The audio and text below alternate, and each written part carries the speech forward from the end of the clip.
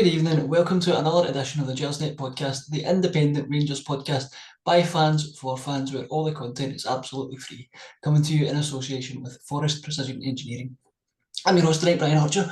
I've decided to let Alex relax and have the night off from hosting Jace, but he does join me as my guest tonight to bring us his vast array of World Cup knowledge.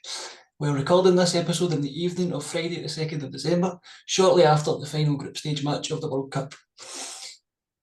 Alex, thank you for joining me tonight. How are you doing and how do you feel about the World Cup now that the group stages are over and we're headed into the first round of knockout games? Yeah, I feel a bit kind of exhausted, lost, excited. It's been too much. This is how sports washing works. You know, the World Cup is. I've just been talking about it, that people eventually get caught up in the World Cup, no matter how bad the hosts are, how many evil things have happened beforehand. And we'll never forget, obviously, what Qatar got wrong. You know, everything that's been just so sinister about this World Cup. But yeah, the football started to take over. I was a bit lost because I didn't the 10 a.m. kickoffs this week. We started losing them with the simultaneous kickoff in the last group games. And it was like, right, I can do things now, like, you know, have a bath, you know, get something to eat, things like that, you know, it's time to do real life stuff. But at the same time, I was like, oh, I really miss that. I really miss, you know, having a game at 10 and a game at 1. And then we've got a new manager arriving as well and doing his press conferences. So I'm just an absolute mess, mate. For yourself. Yeah, I know how you feel about missing those 10 a.m. kickoffs. I was starting to get used to them, actually. Aye. Now, before we get stuck into the World Cup matches, I think we'll do a bit of what it says on the tin and have a bit of a Rangers chat first up. Now, obviously, Michael Beale's the new manager. He's had his first week in charge. He's had his first week of training with the players. He had his press conference unveiling yesterday. What did you think of what he had to say? It's got instant culture change. Really, we've had this Dutch manager who's speaking a second language all the time, and I know people had a lot of problems with how Gio come across in press conferences. I myself I always usually found him pretty boring. He always played his cards close to his chest. I think it was a deliberate thing with Gio. I was never really sure that it was much of a problem because, you know, from like February through to September this year with some of the most inspirational performances I've ever seen for Rangers under Gio. So I don't know how much it affects the players in the dressing room, how their manager comes across in press conferences. But this was a complete culture change. Michael Beale, totally different. The London accent again, you know, a bit kind of reminded me of Mark Warburton. But at least Michael Beale knew how to come through the doors to the Blue Room. He did that a bit better at his first press conference than what Warburton did, so hopefully that's a good omen. I think he's trying to create a sense of momentum, Beale, but whereas, you know, Gio was playing everything kind of close to his chest and never really giving anything away. Beale's the exact opposite. Everything's out there on the table. This is what I'm all about. This is my ambitions for Rangers. This is why I'm here. And I think it will definitely please a lot of the people who found Gio's kind of disposition, his demeanour, a bit irritating, especially when results were going badly. Beale's certainly telling everybody what they want to hear. I'm still kind of, you know, I don't know if it's the right appointment. I'm neither, you know, all in or all out. You know, he obviously gets 100% my backing now, Beale, but it was very, very different. And I think he's one of the kind of, I think it may be an age gap thing with me as well. I think he's very different from the kind of manager that I'm reared on, that I'm reared to want. You know, but Walter Smith's basically my benchmark, you know, of Rangers greatness and also Rangers behaviour. But I think we've moved into a new era, and Michael Beale's very, very new, total breath of fresh air. Yeah, he does seem to speak really well. He spoke a lot about this being a job that he couldn't turn down. Do you think that kind of indicates that he's in this for the long run, that maybe we don't need to worry about them kind of jumping ship at the first offer? Maybe the way we kind of always had a feeling with Gerrard that he would be off pretty sharpish if he was successful. But do you think Beale's a bit different? Yeah, I think, I mean, we talked earlier in the week about how if Beale leaves early, you know, or earlier than we'd like, because he's going to like Man United or Chelsea or a much bigger job, well, then that means he has to have done something pretty spectacular at us, so it kind of suits us anyway.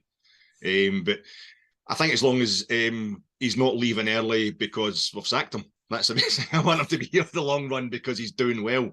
But I don't think we could ignore what he's saying about his family. That seems to be a big draw for him. I think his daughter was born here, and I know maybe 3.5 years doesn't seem that long to somebody my age, but you know, when you've got kids, and especially for the kids, I think, you know, if they've settled in Glasgow, they're liking the kind of culture up here in Scotland. They're seeing that as home. That's going to be a big thing for them. The fact that he's from what I'm hearing, he's basically told QPR when he took the job at Loftus Road, he just told them, I'll be going to Ibrox. If there's an approach from Rangers, I'm going to Rangers. And that's maybe he's hung himself out to dry a bit, because that's something that's between him and the board. So he's not mentioned that when he knocked back the Wolves job. You know, he's not. He kind of let the QPR fans know, you know, I'm here forever unless. But when you're writing that into your kind of career path, he definitely seems to want to be here. So I think if it's down to Michael Beale, he will definitely be here for a while.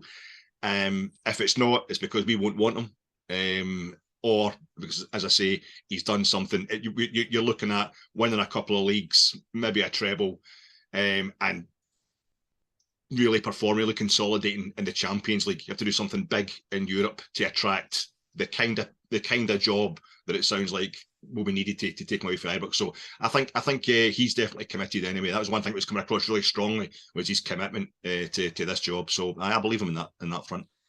Yeah, I'm with you on that one, to be honest. I think he definitely seems like, you know, this is a job he would have walked from London to Glasgow to take this job, to be honest. He seemed to have that kind of that desire about him. The other thing he's spoken a lot about is his brand of football he wants to play, and how he wants us to always be on the front foot and kind of always play with that kind of intensity that we've maybe lacked under Gio, certainly towards the end. I think we would all say that we lacked intensity in our style of play. Do you think he's got the squad capable of playing that style? We've kind of all mentioned about the fitness maybe not being as high as it was previously. So do you think there's some work he needs to do on the squad in order for him to be able to play that style of play that he wants to play?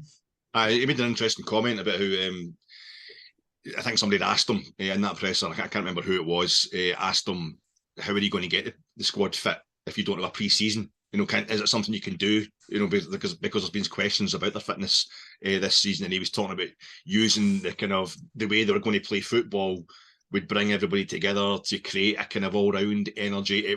He was getting quite guru, quite kind of blue sky thinking at times. That's what I mean about me as an old kind of Luddite. I was, you know, a lot of his stuff kind of I found that not concerning, but it doesn't really. It kind of puts me off. You know, it's you just want them to get them doing 10k runs. Is that what you're exactly. After? That's basically it. Just get them to 10k get them runs. into Gullen Sands and get them all absolutely exhausted straight away and break the lot of them. You know, but no, I think he definitely knows. He's got a big enough team in. He's got he brought 3 guys with him initially, and he's brought the fella in from Liverpool as well. Now he's talking about there might be somebody else coming in. So I think he's definitely going to have all the information that he needs, and he'll be doing everything he possibly can to get everybody as fit as possible, or to get more out of them fitness-wise than has been apparent. I still don't know how much of it is down to the run we went on last season has actually exhausted the players to a point. You know, but that's something that Gio should have taken care of in the summer, I suppose. You know, but Gio also had 4 massive European games before he even, you know, get into the Champions League this season. So it's I'm not too concerned about the fitness in that respect, and I think the break. I think this break for the World Cup will do them the world of good, you know. And I think Beale's talk, he's definitely telling everybody what they want to hear. And I think that's one thing that I don't know whether it concerns me or it makes me think this guy's super dedicated to the job. But when he was kind of briefing against, almost lobbying against Gio by turning up at that game at Ibrox, you know, and now when we're playing Aberdeen, Gio wins 4-1 against Aberdeen, and there's Michael Beale's up in the stand and he's over at the Loudon. And then today he's saying things about being on the front foot and trying to be attractive. You know, yesterday during the press conference, it's like he's trying to sell himself again. He's telling the fans, it's like he knows what the fans have been moaning about under Gio, and he's trying to give them that. You know, he's trying to sell them that. And you almost feel like saying, "It's all right, Michael, you've got the job. Don't worry about it." You know, but mate, as I say, I'm old school. I don't really care about the style. For me, winning is style. You know, and so it's. But I think what he's trying to do is create a sense of momentum. If we're going to do anything in the league at all, we're going to have to hit the ground running and do something pretty spectacular. And I think that's what his press conference was all about. He was really trying to get everybody psyched up and on board, and that's absolutely fine by me. Yeah, one I think he spoke about quite a lot in the press conference was the existing relationships that he has with the staff and the players at the club. How key do you think that could be for him to get that fast start, and how important is it for him to hit the ground running? It was quite. I think one of the things that he said, it was just a wee one line about Wolves had approached them, and I think he said something. I'm sure he said something. I need to watch it back again to be sure. That kind of said Wolves was going to be a whole new project, but the Rangers, because he had so many guys, so many players that he'd worked with while he was with Gerrard at Ibrox that were still there. That kind of gave him more, incentive almost. It was almost like, and it goes along with his whole demeanour as a kind of almost like a kind of football obsessive, maybe a bit of an ideologue, that he likes a project, and this is a project he started. He feels probably, even though he was number 2 to Gerrard, he probably feels it's a project that he wants to continue. But I thought it was quite interesting because one of the other things in terms of commitment, believing how committed he is to Rangers, was him knocking back the Wolves job. When you think of the money that Wolves have got, they're playing in what is probably the best league in Europe right now domestically, the best league in the world right now domestically. And you look at who Wolves have got: Lopetegui, a guy who had the Spain national team, Real Madrid won the Europa League with Sevilla. He's knocked back a pretty big job to come to us, and you're thinking that must mean he really wants to be here. You've got the family aspect of it, but I think also he's really looking forward to working with those other players, and I think he seems to be very much into his project. And if he's got players there who've already passed the message on, and if anything looked like they were kind of sick of having to play under somebody else's project with Gio, they want to go back to the kind of Gerrard Beale blueprint. I think he thinks he's got something that he can work with. So I think that's really important to him. Yeah, I'm actually really interested to see kind of what he does with the players that he's not worked with before, in terms of the ones that arrived in the summer. One player for me in particular is, I'm wondering to see if he can get more out of Rabi Matondo. I still think there's something in there. There's a player in there somewhere. I know He's not shown it, but I still think there's a player in there, and I think Beale could be the one to get out of him. And similarly, along that vein is Malik Tillman. I think somebody like Beale and that style of play that he wants to play, I think Tillman could really thrive in that. Aye. Absolutely. I think Matondo, there's definitely glimpses in there with Matondo. You can't write him off. And there's definitely stuff in there that, as you say, Brian, that there is a player. And I think that'll be absolutely fascinating to see what he does with him. Yeah. Last point on Michael Beale. The other revelation that came out of the press conference was that matchday suits are back. Are you a fan of the tradition?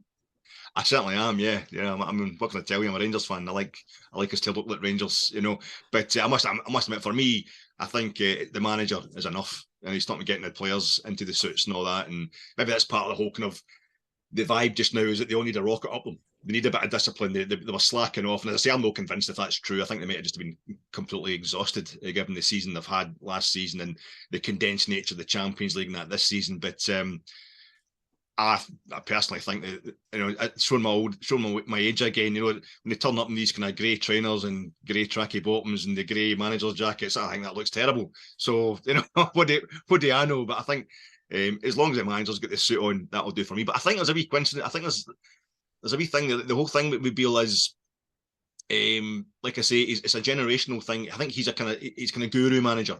Sees himself in the same kind of mould as likes of Klopp or maybe Thomas Tuchel. Even Mourinho a bit. We would hope they could get anywhere near as good as these guys. But it's that thing of he didn't play the game at a great level. Injury and that kind of, just lack of ability. Maybe he just realised early on he wasn't going to be a top player, so he set about becoming a top manager, a top coach. And I think you go back to Davy White in the 60s. He took over from Scott Simon. There was this big, massive transition because we were responding to Jock Stein becoming what was known as a tracksuit manager at Celtic. He'd get great success at Celtic through this revolutionary new thing of getting on the park and talking to his players and training them, giving them tactics. It used to be just the manager would just appoint the captain, pick the players, and the captain would sort out the tactics up to that point. So Rangers thought they were kind of moving on to the new, the new style back then. Didn't quite work out for Davy White, but it's almost like it's a wee nod to the fact that Michael Beale is the epitome of a tracksuit manager. He's on that training, he's on the pitch all the time. We've seen all the footage this week of him, doing the drills with the players and what have you. And it's like he's saying, "No, but I'll get the suit on," just to remind everybody that he's very much the manager. And I think I'm hoping, it's just me being an old guy, all the kind of blue sky thinking talk, all the kind of birthday card stuff, as people have been calling it. Doesn't really go down that well with me. I just like to see results, and I like managers that are quite kind of. I actually prefer managers a bit taciturn, and don't really give away what they're planning to do. But I don't think that's how it works now with a modern player. I think you need constant cajolement, and everybody needs a project. Everybody needs an idea what they're trying to achieve, and modern fans need to know which style we're going to play and all this kind of thing. And Beale is very much into that, and it's almost like the thing with the suits is just him reminding guys like me, don't worry, I still know what it is to be a Rangers manager, so I like it. Yeah, I'd heard earlier on that he actually introduced the match day suits at QPR as well. So Was it's that right? possibly not just a thing specific to Rangers. I'd heard somebody say that he actually introduced it at QPR as well. So that was quite interesting. Always do your research, Alec, and I haven't. So now on to the World Cup. Before we dive into the matches in this last round, I just want to get your take on the format of the final round of the group stages in terms of the way they all kick off simultaneously. And this probably seems like a bit of a redundant question now after the games we've just seen, but does that tend to add to the drama? And crucially, how did you select the games that you watched? It's definitely added to the drama this time, but I think it's also because this time I think we only had Brazil and France and Portugal were the only teams that won their first two group games, and that's none of them. None of them won 3 in a row, so it left teams. The only other teams I think was Canada and Qatar both lost the first two group games, and the USA drew the first two group games. Other than that, everybody was getting a different result within the first two group games, so it meant that the final group games are really open. The format itself, I'm used to. Again, showing the age here, I actually remember the 2 World Cups that decided FIFA that they had to synchronise the last 2 group games. 78 Argentina. Argentina in the second round group phase, as it was then, Argentina knew exactly how many goals they were going to have to score against Peru and Rosario, because they'd seen Brazil. I think Poland was the other game in that group earlier. So they knew exactly how many goals they had to score. And it's one of the great controversies of all. They think there was a massive bribe going on from the Argentinian government to the Peruvian government at the time to make them lie down. It did look a bit like that, and Argentina got the was it 6-1 or 5? They hammered them anyway. And then in the 1982 World Cup, West Germany and Austria, the disgrace of Gijón, they call it, in Spain, they knew that because Algeria had played Chile earlier on, they knew exactly what they had to do to put out Algeria, who had beaten West Germany in the opening game. And if it's West Germany won 1-0, that was it. Both Austria and Germany would go through. So the two, as soon as it went 1-0 Germany, the two of them just down tools and didn't cross the halfway line. They just passed the ball back and forth. It was horrendous. Bob Valentine of Dundee was the referee. Scotland's finest, always involved in a kind of paranoid conspiracy. Just proving that he's a Scottish ref. But that was it. It was like, no more. All the group games have got to go off simultaneously. And as you say, the only downside of that, it's sporting wise, it's absolutely spot on. It's the best you can do. But the only downside of that is you go to pick what game are you going to watch, and as I was saying the other day, I can't flick. I can't have the 2 screens thing going on either. I've got to concentrate on one, or else I know when I flick over to look at the other one, I'll miss a goal.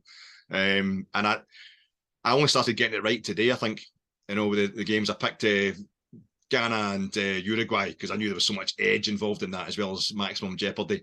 And then Switzerland and Serbia tonight, because obviously Brazil were already through. But I got it wrong a few times, and I think like watching Argentina-Poland was a good game. It was plenty dramatic, but the football was kind of rubbish. The football was pretty bad. The finishing was terrible. Poland weren't interested in attacking, but Mexico, Saudi Arabia looked like an absolute belter. They were really going for it. So I got it wrong there, but it's just the risk you have to take, mate. Yeah, I don't know about you, but I struggled to keep up at points because there was points in some of those group games where all permutations were possible. It started off Tunisia against France, and when Tunisia scored, they briefly thought they were through until 2 minutes later when Australia scored against Denmark, and Tunisia going to beat France, and it doesn't get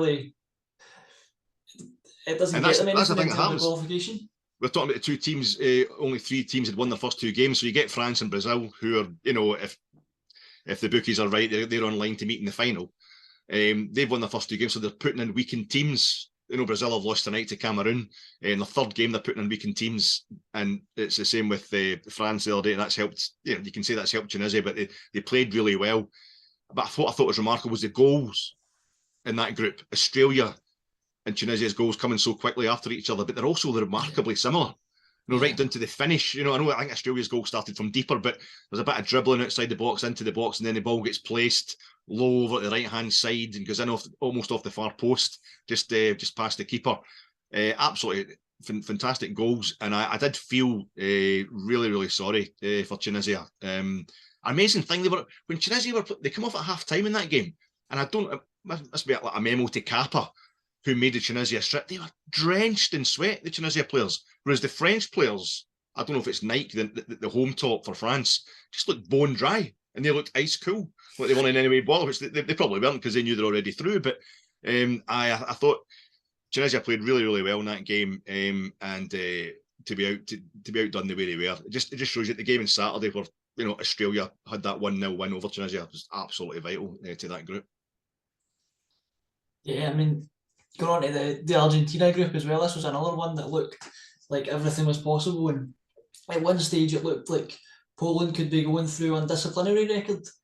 Aye, that's unreal. I mean, it nearly happened tonight. We had with Germany went through on goal. Germany went out on goal difference. Mexico went out on goal difference, and then we had Uruguay today going out on goals scored. Korea had scored more goals than them. Yeah. The only thing that was missing was that, and it nearly happened, as you say, in the Mexico versus kind of Poland scenario, was them going out on yellow cards, which is quite unbelievable. Because when it was nearly going to happen today, they thought at one point with Uruguay and South Korea and their respective games, and I was counting up the yellow cards, and Suarez, it was 4 yellow cards to Korea and 5 to Uruguay, and it was Suarez that had got the 5th yellow card for Uruguay. And you're thinking the whole thing about the penalty, the whole pressure that had been on Uruguay, or the Ghanaians are constantly talking about this penalty that they missed in the 2010 quarter-final against Uruguay, and wanting an apology from Suarez, which was kind of ridiculous because Suarez himself said it wasn't him that missed the penalty. He got a red card in that game and missed the semi-final, possibly costing Uruguay a place in the 2010 final. But he was the evil guy. They wanted revenge. Yes, and he did exactly what I would want any Rangers player to do in that situation. Exactly. That's what I mean. A hero. And I thought it's European final, if a Rangers player does that and they miss the penalty, that's it. Yeah. And it's I thought the Ghanaian manager did really well in the press conference today to say, before the game, to say, no, that's what I want our players to do. It wasn't Suarez's fault. He was a good teammate. Copping the red card and keeping the ball at the net, and that's what he wants his players to do. But still, when they got that penalty today, straight away, there's just been too much pressure, and there's been too much talk about it in the build-up to this. And you just saw them completely, he completely folded Ayew under the pressure of the penalty. Terrible penalty. But then I thought that's really cruel on them. Uruguay just straight away took the momentum. They go 1-0 up within 5 minutes of them missing the penalty. They go 2-0 up. But then I thought it'd be quite the thing, though, if Suarez's booking ends up, they get the revenge on him, because he's the guy that's put them out. I don't really have any great, kind of investment in who. I was just enjoying the drama, and I thought that would be something else. But luckily for Suarez, it wasn't down to him. It was just down to Korea being better. Now, I want to talk to you about one of the themes that I think that have come out of this World Cup, and that is just the number of shocks that there's been in terms of results that we've had. We've now got Morocco topping their group. I don't know about you, but I did not see that coming. So they've topped their group ahead of Croatia. Belgium, who are the second ranked team going into the tournament, are now out at the first hurdle. I know they've not been great, but I would have still had them going through before a ball was kicked. And then we've had Japan beating Spain, Germany going out. Again, for me, that was another huge shock. I think I would have had them going to possibly semi-finals before a ball was kicked. And then even tonight, Cameroon beating Brazil. So this does seem to be the tournament of shocks. Do you think there's any particular reason for it? Could it be just that lack of preparation before the tournament in terms of not having those bounce games or anything Germany, like that? I think with somebody like Germany, they've been on the wane for a while now, which is quite, when I was a lad, it was always, don't write off the Germans. When Germany had a bad result in a tournament, it was usually in the group stages. Like I was talking about earlier on, they lost to Algeria in their first game in 1982. They got to the final. They would start slowly, but they were starting slowly because they knew they were going to be there for the whole tournament. They were pacing themselves. Whereas that's they only won one game and lost two in the 2018 World Cup group stage, and they went straight out in the first round. They get beat by England in the last 16 of the Euros, and that's them again. They've only managed one victory in this World Cup. Incidentally, Germany 4, Costa Rica 2 is the only World Cup finals match I've ever been at. I was at the opening game in 2006 in Munich World Cup. So I actually watched that last night. This is unbelievable. But I think the Germans also have they didn't want to be. I think if any team didn't want to be there, wasn't just making noises about not wanting to be there. Yeah. The Germans, especially young Germans, are highly politicised. I think they were really uncomfortable being in Qatar. But you can't really put it on that when they've been performing kind of slowly. I felt Thomas Muller, I felt heart sorry for him. My all-time kind of World Cup stats heroes, Gerd Muller. A Muller from Bayern Munich who won the Golden Boot. And then Thomas Muller comes along, same thing, a Bayern guy who's also scored in the Champions League European Cup final like Gerd Muller. And he wins the Golden Boot in 2010 in South Africa.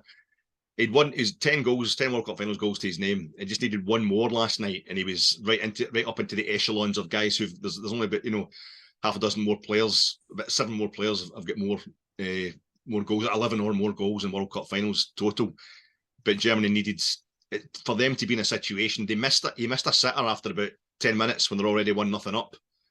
But I've seen Germany like beating Saudi Arabia, one of the big shocks this tournament. I remember 20 years ago they beat Saudi Arabia 8-0 in the World Cup finals. They can rack up scores when they want to, usually Germany, the great German teams. So it was a real surprise to see them actually struggling to going behind to Costa Rica last night after taking the lead so early. I thought they were going to rack up the goals and try and catch Spain in terms of goal difference, because of the uber pragmatists, the Germans. But no, it just didn't happen. They just didn't have it. They won the game and with a wee bit of style. Kai Havertz was looking really good when he came on.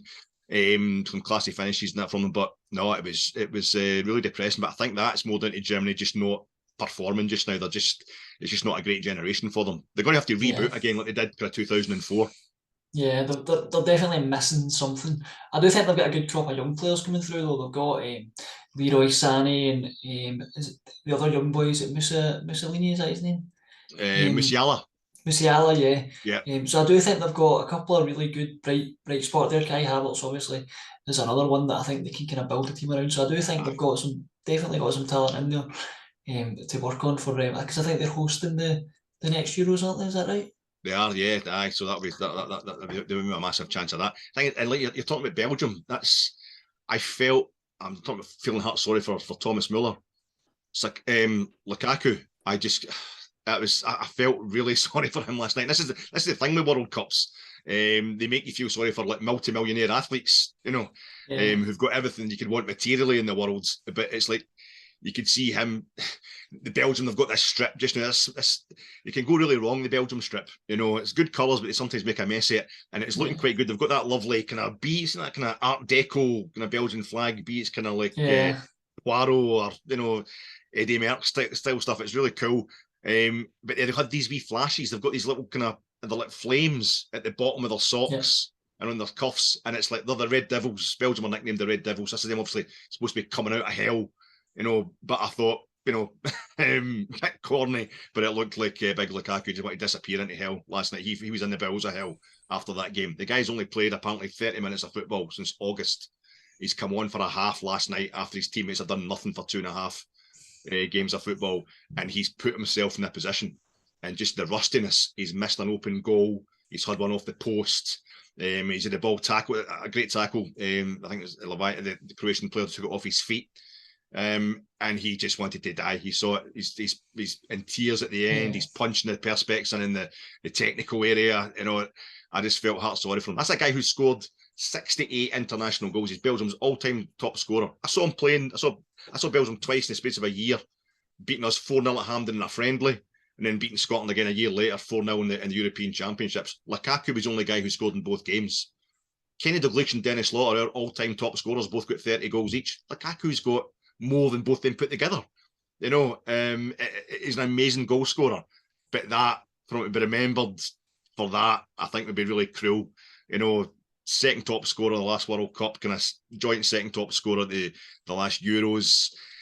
Even he got a Europa League final with Inter, and he ends up scoring at both ends. He scores for Seville as well as Inter. Yeah. When Inter lose, it's getting to that certain level all the time. Real world class player, and then something really kind of cruel happens to him. And I thought it was really unfair on him last night.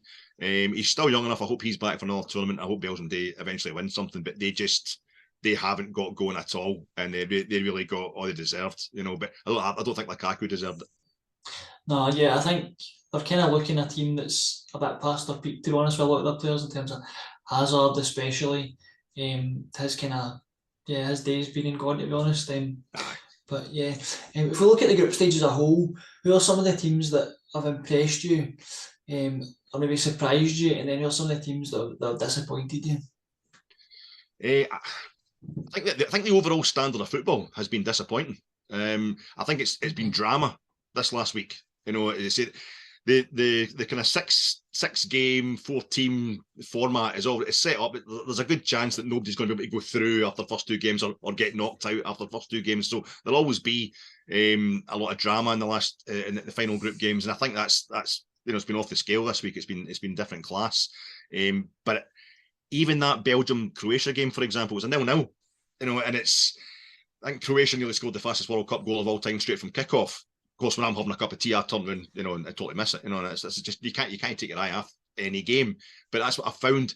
I've missed a couple of goals because I've been so bored with the football that I've went, right, I'm going to get a cup of tea or something like that, And when I go, that's when there's a goal. I think Spain against Germany last Sunday night. You're thinking, here we go, the last kind of two winners of the World Cup. Here we go, before France. And this is going to be an absolute classic. And it eventually turned into quite an exciting game towards the end. But it was basically an hour of just kind of garbage. The two of them just weren't want to go for it. They're trying not to risk anything. It wasn't very good. So the last round of games have brought up a lot of great drama. I think the first real ding-dong football match I watched was tonight in Switzerland against Serbia. Again, the Swiss do the Serbs in a group with Brazil like they did in 2018. It was just my luck I chose the wrong game tonight. I was on Brazil because I thought I would get to see a bit of Brazilian flair and see them put a few goals past Cameroon, but it wasn't to be. I definitely chose the wrong game. And they put out the reserves, did they? I mean, they had a bit of a mix, to be honest. I mean, it's quite a reserve team. I wouldn't necessarily call it a reserve team. I still expect them to put a few, turn on the style and put a few goals past Cameroon. But Cameroon were actually pretty dangerous. Obviously, they won, and they definitely caused them, up to the point they scored, they caused them the most trouble of the whole tournament up until that game. Brazil hadn't even conceded a shot on target, never mind a goal. But Cameroon caused them a few problems, and Brazil, they seem a very efficient team that's kind of how I would describe them. They don't play with that kind of Brazilian flair that you would associate with Brazil when you think back to Ronaldinho's, Rivaldo's, Zico's, Pele's, Kaká's, original Ronaldo. They don't seem to have that kind of flair, but they seem a very efficient team. But I think tonight, Cameroon kind of caught them by surprise a bit. I think that's what kind of sums up what you're saying, what I'm trying to say about the group stages, Brian. There's been, like, France and Brazil are really impressive. They look really dangerous. They look really capable, but they're not like blowing you away, kind of mind-blowingly brilliant. Yeah. France will get that. I mean, but I think it's summed up with the fact that there's been so many goals I've seen seem to have been high balls into the middle of the box, or they end up getting flicked onto the back post, or either balls to the back post, where somebody can running in and heads it in or puts it in. It's almost like Giovanni Van Bronckhorst's template. We should have given it more time. Maybe he had 75 crosses into the box against Livingston. It was like, that's what teams are doing now. I think he's just ahead of his time. The top international teams are just lumping it in the middle, get it in the mixer, and it's even France, where they beat Australia 4-1. I think 3 of the goals were headers for a guy in the middle of the box, not a cross coming in for wide. So the football's been kind of basic. France and Brazil look really impressive, but I think what's been most, like you're saying, that's what then makes the fact that they've not been like kind of earth-shatteringly impressive. Their football's not been, kind of stunning, except in little isolated, one-offs, little cameos. It draws your attention to Tunisia, getting the draw with Denmark and the crowd that they bring with them, and the Saudis just being over the border from Qatar, so they basically became the kind of auxiliary host nation, almost filling the stadiums. When Qatar were just awful, an awful host in more ways than one. So that's kind of taken your, in the kind of like the drama with Uruguay and Ghana. I know the history there, and the way the Uruguay boys trying to scrape the penalty spot against Portugal and again the day, Darwin Núñez, the Ghanaians are surrounding the penalty spot, and they try and stop it. And Núñez is putting his leg in between their legs to scrape the penalty spot, and takes a booking for it, and it works because the guy misses. Absolutely insane, but it's not about quality football. None of it's been about quality football, and I'm hoping that will change as the big guns start kind of getting themselves going in the second round. But I think I'm impressed by the likes of Portugal. I know they lost today, but they just kind of ticked along nicely. Always a dark horse. They've got a Euros under their belt now. I wouldn't write them off. And I have to say, I don't know if a lot of people won't like this, but England, I think they're well worth the watching. They could meet France in the quarterfinals. They could go out on Sunday night to Senegal. Can do that about my mouth. But I think England, this could suit them. Because for once, the thing we were hoping for the European teams, why it's so puzzling with Belgium and Germany, is that because it's in the middle of a domestic season, this World Cup, because it's taking place in the winter, these guys wouldn't be exhausted. They would be kind of maybe at peak fitness. And I think maybe the English, which has got the most brutal domestic season of any league in Europe, the guys look like they're particularly enjoying it. They're really enjoying the break, So, and they're going in the right direction under Southgate, England. Take out that last Nations League. They were fourth at 2018 World Cup, third at the 2019 Nations League, second at the last Euros. They're due a first, and I wouldn't be totally surprised if they actually pulled it off this tournament. But Brazil and France totally remain the favourites. Yeah, no, I wouldn't be shocked. To be honest, there's a good point on England. I wouldn't be shocked if they went one better than they did previously. Now looking ahead to the last 16 games, is this where the competition really gets going? And we start to see a bit more of the football come through as opposed to the drama. And what games stand out for you? And if you're feeling brave, if you've got any predictions you want to give me? What I can predict, Brian, is that what I predict, the opposite will happen. That's the stick on. If I put my neck in the line, I've already cost England the World Cup. They'll get beaten Sunday now because I'm saying they're doing really well. So that's the only. You're saying the listeners shouldn't put any betting on anything. They've only got themselves to blame. If they want to bet against me, they're probably going to be okay. But no, I Spain, it showed flashes. I can't believe they won a game 7-0. And the team they beat 7-0 then wins their next game against the team who won the group. When they beat Japan and then Japan going to win the group. It tends to happen with World Cups. Euros are the old Euros, the old format anyway. When it went up to like 16 teams, and Greece won it in 2004. You can get a kind of shock. Everybody had a chance. World Cups tend to be ruthless. It tends to be the old guard. And like I say, when Spain are the last new name on the trophy in 2010, they had... they'd won a couple of Euros in their history, been in another kind of Euros final. They'd been kind of last four of the World Cup back in 1950. So it wasn't like they always promised something, Spain. They always looked like they could do something. They kind of underachieved up until that point. So they'd earned their stripes, if you like. You tend to find that the 2002, you're talking about this being the World Cup of shocks. 2002 was very similar. All guys like me can remember that, like it was yesterday. And you had South Korea and Turkey ended up, meeting in the third, fourth place playoff because the two of them had ended up in the semi-finals. South Korea had been beating everybody, and it looked like they're going for a major shock. This was the World Cup. Senegal got the quarterfinals as well, and then suddenly it ends up the final was Brazil, Germany, the two most successful teams in the history of the World Cup at that point. Although it was the first time they'd ever met in the World Cup finals, amazingly. But I hope. I think the likes of Croatia, who I think are an amazing football nation, just absolutely amazing. So many things in this tournament put Scotland to shame, and I know I was going on about the 150-year anniversary. In Wednesday, it was 150 years since Scotland played the first ever international just in at Hamilton. the West of Scotland Cricket Ground in at Hamilton Crescent in Glasgow. And that was the same day Australia went through with 2 guys born in Scotland in their team and 6 guys based in Scotland. And it seems like the only way you do well as a Scotsman in the World Cup is to play for the USA, Republic of Ireland, or Australia. You don't get there with Scotland, but I feel as if the quality will eventually show through. But like I said, Croatia, I say, fantastic football nation, some amazing players in their squad, only a population of 3.4 million compared to others with 5 million. So there's no reason, just because you get a small population, if you love the game the way that we seem to love the game in Scotland, everybody's obsessed with it, you should be getting to this stage. But so I like to see Croatia and Uruguay doing well, because they're countries with smaller populations that prove we've got no excuses. Yeah. But Uruguay have gone, Croatia, they're a great tournament team. They've got the experience. They got to the last final. They got to they won the 3rd place playoff back in '98. But I don't know. I think they looked a bit ropey yesterday. They were kind of on their haunches when Belgium started coming at them. So yeah. I think it's just Brazil and France. I've got the depth, but I'm still like you. I'm not convinced. They don't seem to be blowing everybody away. Yeah. They don't seem to be showing true greatness, but it could just be they've got their tournament heads on. They're pacing themselves. But England are the one that I fancy. England winning a World Cup would still be a shock, almost. Yeah. But in terms of World Cup history, they're a name that's already on the trophy. So.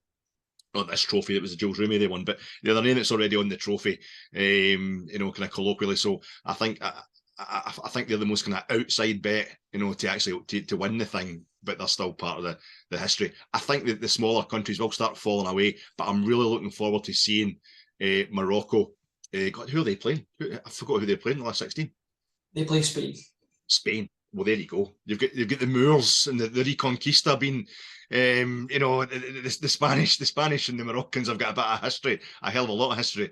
Moroccans used to own Spain, so that'll be really interesting to see, because I think the Arab aspect of it, that we're in an Arab nation and you've got Arab nations playing this World Cup. I think that has really added to it, and that's been one of the things that's maybe caused a few of the shocks. Japan just used to play in the Asian Federation. it's maybe helped them as well, but no. I don't see anybody getting past the semi-finals. But the next round, I'm looking like the one I would look at is Morocco against Spain, and the Netherlands maybe struggling against the USA, because the USA are a lot better than people ever give them credit for. Yeah, it's interesting your point on Croatia. I think they would do a lot better if they had, maybe a kind of big number 9 who was scoring goals quite regularly. I wonder where they could find one of them from. Andy spring to mind. He's got a new manager to impress. He needs to be getting his head down, Brian. Don't start touting him. Just as a final point before we wrap this up, now that we've seen the group stages, have you changed any of your kind of early tournament predictions in terms of who might get to the semis or even the finals or even win it? I think England have got a better chance. Than I maybe gave them credit for. I had this thing going for a few years. I noticed them, 4th, then 3rd, then 2nd in the Euros, and I thought, there's a good chance. And I think I'm one of these people who support Scotland, but I separate that from the whole hating England thing. I love it when we beat England. I love to see Scotland playing England, but I think especially after what happened with a lot of the black fellas in their team, being booed for taking the knee and what have you, in their own government, kind of lobbying against them for doing that. And what happened to them when the young fellas missed their penalties in the Euro final against Italy. It's really made me kind of sympathetic towards them, just on a kind of human level, to this particular, rather than the whole England thing as a whole. I've got to say, I've never really been that kind of anyone but England brigade kind of thing. I don't mind, seeing them doing well. The only thing is obviously because we're right next to them. If they win it, we never hear the end of it. But actually, this team, I think, is a very likeable England team.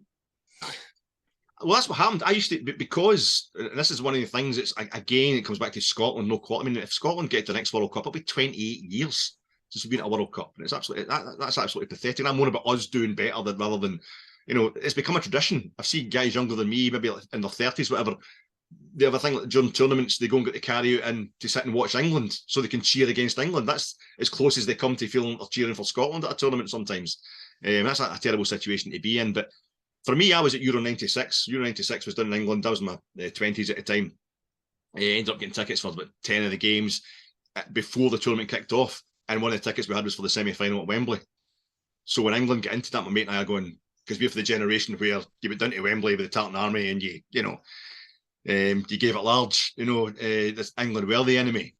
But we went to that game and I thought, well, we'll treat it as we're just going to see a host nation in the semi-finals of a major tournament. Imagine it was Argentina in the Copa America or something, you would definitely go. So we'll do that. And we're sat in, and I think that was one of the first tournaments where there was no Union Jacks. England fans used to always carry Union. That really used to get to me. It still gets me to sing God Save the Queen when that's a British national anthem, and it automatically creates confusion, especially if you're a Rangers supporter. At Hampden, it's a kind of a dodgy thing. But there was no Union Jacks, and it was a fantastic atmosphere, and it was just all people cheering on their own country. You know what I mean? It was quite a sobering experience. And I couldn't really bring it myself to kind of hate England after that, in that way you're supposed to as a Scotland supporter in the kind of 90s. But I've got to the point now where the way they get treated by their own media for years, it's expected to win every tournament, and then they build them up far too far so they can then slam them when they don't win it. And I thought that's cruel. I think as you get older, as a guy like myself, you get older, you just see young footballers, you see young men who are being totally hung out to dry. So I lost the kind of hatred, and I've actually got a kind of sympathy for them, and also I've just got that whole kind of anorak thing where I like to see a bit of kind of England have only won it. They won the World Cup once. Spain have won it once. England have never been back to another final since. And that's kind of like bad for the tournament. I think guys who've won it should come back again. Other countries should have a few goes at it. So I'd like to see them at least get into another World Cup final. But I'm really looking forward to it right now. I think the shocks will still happen in the last 16 once it gets to the quarterfinals. But I don't know. I'm still. It's Brazil, France is the kind of stick on. That's the kind of the bookie's favourite, I would imagine. That's what everybody's thinking. That's the final, and it never ever works like that either. Yeah. As much as you don't get a new name in the trophy that often, you never get the final you're expecting. So I think one of them's going to go into the quarters. And if England are going to do it, it will have to be France. Yeah, I think the final everyone wanted to see, certainly I wanted to see before the tournament, was possibly Brazil-Argentina, but I don't think we'll get that either, to be honest. Well, I'm enjoying that. I think that's another thing that I'm really enjoying. I don't have a lot of time for Cristiano Ronaldo for various reasons. If you've read the Der Spiegel revelations about Pipe, that really kind of changed me on. I enjoyed the pantomime before then. I really enjoyed it, the whole thing. And Messi's, he's been supporting Qatar through Barcelona and PSG, and now he's taking money for Saudi Arabia. So I don't have any great time for the two, but there's no denying from a sporting point of view, the two of them are absolutely. This soap opera is relentless. Like Messi scoring his in a fourth World Cup finals a few days before Ronaldo scores in his fifth World Cup finals. Yeah. And then Messi's, getting more appearances. He just beat Maradona's record for appearances. He's now like a top three of guys who've played most games ever at a World Cup finals. If he got to the final, he would beat the all-time record. He'd beat Mateus' record for actually playing games at World Cup finals, and Ronaldo's one or two behind him. It's back and forth, and the fact they've been doing this for the best part of, like 18, 20 years is quite amazing. So the fact that both are into the latter stages is quite amazing. And I think one of the other things I'd like to see from a sporting point of view is I would like to see Messi actually go and win a World Cup. And they've started really badly, but then got gradually a bit better with each game. I think they've got, they're a great record before they come into this. I think they've got enough in the tank, Argentina, to get, but they will have to get a lot better. But England and Argentina are the ones I would like to kind of see coming through. And I'm also interested in what Portugal are going to do. But Brazil, France is still the favourite, but I can't see that happening. Yeah, I'm with you on that, to be honest, Alex. Right, thanks for your time tonight, Alex. All that's left for me to do is remind the listeners that the podcast is available on all your usual podcasting platforms. And it's not just the podcast that we've got here at Gersnet, we've also got the articles and the forums on the Gersnet website, so get on that and check them out. As I say, Alex, thanks for your time tonight. I've got one last question before we go. What do you prefer, hosting or guesting? Doesn't seem to matter, mate. I just talk as much as I possibly can, no matter what I'm doing. No, definitely guessing, mate. Definitely guessing. It's definitely. You're giving the listeners the content they want. That's it, mate. That's it. No, top job, mate. Really enjoyed it. Thank you. In terms of the next podcast, I'm sure myself and Alex will be back with a look back at the round of the last 16 and a preview for the quarterfinals over the coming days. So look out for that. But until next time, guys, bye for now.